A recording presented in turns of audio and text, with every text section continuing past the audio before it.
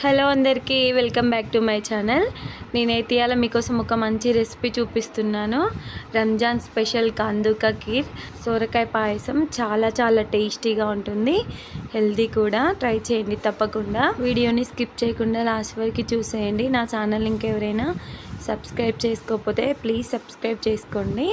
ముందైతే ఇట్లా ఒక సోరకాయని తీసుకొని దానిపైన ఉన్న పొట్టంతా గీక్కోవాలి. ఆ తర్వాత ఈ సోరకాయని ఇట్లా కట్ చేసుకోవాలన్నమాట. కట్ చేసుకొని లోపల సీడ్స్ ఉంటాయి కదా, గూబము సీడ్స్ని మొత్తాన్ని ఇట్లా తీసేసుకోవాలి. స్పూన్తో కానీ షాక్తో కానీ. ఇది పనికి రాదు పాయసం కోసం. దీన్ని తీసేసిన తర్వాత ఇట్లా తురుముకునేది ఉంటుంది కదా, దానితో ఈ సొరకాయని ఇప్పుడు తురుముకోవాలన్నమాట. మిక్సీలో వేసుకోకూడదు, ఇట్లా తురుముకుంటేనే పాయసం అనేది బాగా వస్తుంది. ఇట్లా తురుముకున్న తర్వాత 2 కప్పుల ఈ సొరకాయ తురుముకి 1 కప్పు షుగర్ అనేది పడుతుంది.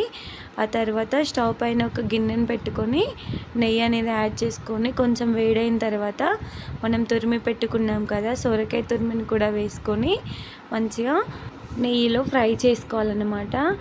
ఇలా కలుపుతూ నెమ్మదిగా స్లో ఫ్లేమ్లో పెట్టుకొని ఫ్రై చేసుకోవాలి. ఇలా సోరకాయ తురుము అనేది మెత్తపడేదాకా ఇలా నెయ్యిలోనే ఫ్రై చేసుకోవాలి. ఇట్లా మెత్తబడిన తర్వాత వేరొక స్టవ్ పైన ఒక 1/2 లీటర్ దాకా పాలను వేడి చేసుకోవాలి. వేడి చేసుకున్న తర్వాత 1 కప్పు దాకా షుగర్ని యాడ్ చేసుకొని షుగర్ కలిసేలాగా బాగా కలుపుకోవాలి. ఈ టైంలో మనం దీంట్లో సేమియాని కూడా యాడ్ చేసుకోవచ్చు, లేదంటే స్కిప్ చేయొచ్చు. నేనైతే యాడ్ చేసుకోవట్లేదు.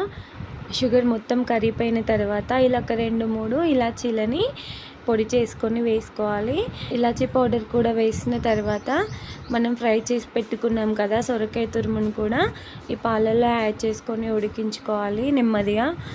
ఒక 10 to 15 మినిట్స్ దాకా ఉడికితేనే సొరకాయ తురుము అనేది మంచిగా ఉడుకుతుంది, లేదంటే పచ్చిగా ఉంటుంది. సో చూసుకోవాలి. ఇట్లా చూసిర్రా పాలు అనేవి కిందికి వస్తాయి గంటలో నుండి. సొరకాయ తురుము అనేది అలాగే గంటలో ఉండిపోతుంది, అప్పుడు ఉడకనట్టు అన్నమాట.